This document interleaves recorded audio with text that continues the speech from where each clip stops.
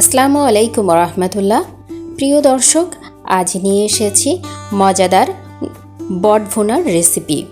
গরুর এই বটটাকে কিভাবে ভুনা করে নিয়েছি সেই সব প্রস্তুত প্রণালী আমার ভিডিওতে থাকছে।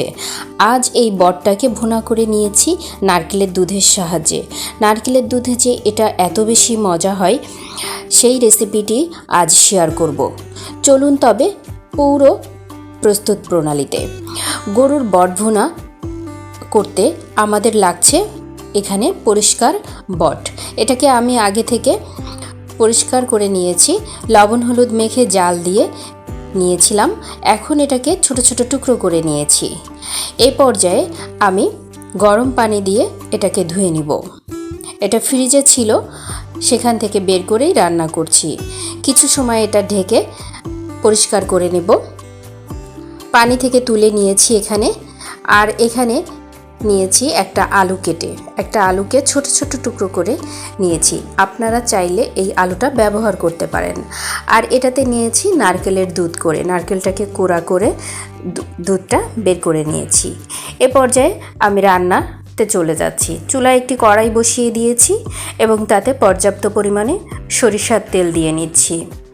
দিয়ে দিচ্ছি এখানে 2টা তেজপাতা, 2 টুকরা দারচিনি এবং 4টে এলাচ। এটা একটুখানি ভাজা হয়ে গেলে দিয়ে দিচ্ছি 1/2 কাপ পেঁয়াজ কুচি।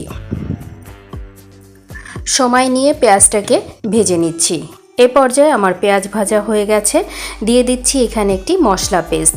এখানে দিয়েছি 1 চা চামচ লবণ, 1 চা চামচ হলুদ গুঁড়া, শুকনো ঝালের গুঁড়া, আদা গুঁড়া, রসুন পেস্ট সব 1 চা চামচ করে এবং জিরা গুঁড়া 1 চা চামচ। এটা দিয়েই পেস্ট করে নিয়েছি। এই মশলাটা দিয়েই মূলত আমার রান্নাটা শেষ করে নিব। মশলাটাকে কিছু সময় আমি কষিয়ে নিচ্ছি। কষানোর জন্য নর্মাল পানি ব্যবহার না করে যে নারকেলের দুধ করে রেখেছিলাম এটা অল্প অল্প করে দিয়ে আমি কষিয়ে নিব। পুরো মশলাটা কষাতে আমি এখানে 2 বার নারকেলের দুধ দিয়ে কষিয়ে নিয়েছি। এ পর্যায়ে মশলা কষানো হয়ে গেছে, দিয়ে দিচ্ছি গরুর বটটাকে। আর যে আলুটা কেটে রেখেছিলাম এ পর্যায়ে সেই আলুটাকেও দিয়ে নিচ্ছি। এখন উপর নিচ করে সবটাতে মশলাটা মিশিয়ে নিব। নারকেলের দুধের এই বট ভুনাটা অনেক বেশি মজা হয় খেতে। এই পর্যায়ে মশলা এবং বট আর আলু সবটাই সুন্দরভাবে আরও একবার কষিয়ে নেব। আর কষানোর জন্য আমি সেই নারকেলের দুধটা অল্প অল্প করে ব্যবহার করছি। দিয়ে দিচ্ছি এখানে 1/2 কাপ নারকেলের দুধ। এভাবে অল্প অল্প করে আমি কষিয়ে নিব।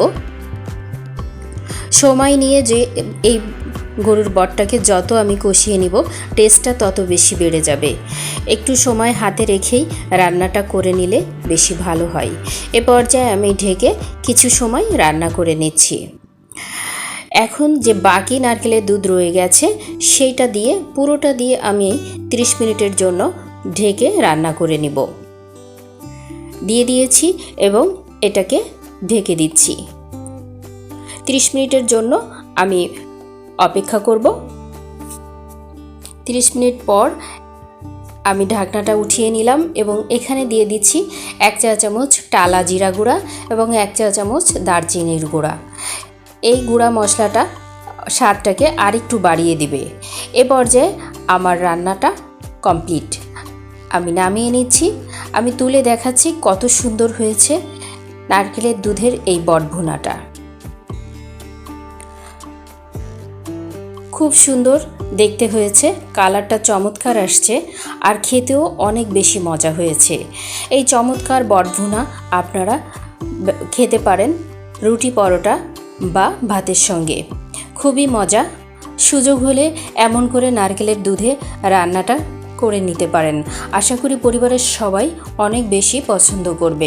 খুব সহজভাবেই উপস্থাপন করার চেষ্টা করেছি নারকেলের দুধ দিয়ে এই বট ভুনা করার। আশা করি আপনাদের ভালো লেগেছে। আপনাদের সর্বাঙ্গীন মঙ্গল কামনা করে এবং পরবর্তী ভিডিওর আমন্ত্রণ জানিয়ে প্রিয় দর্শকদের কাছ থেকে বিদায় নিচ্ছি। আল্লাহ হাফেজ।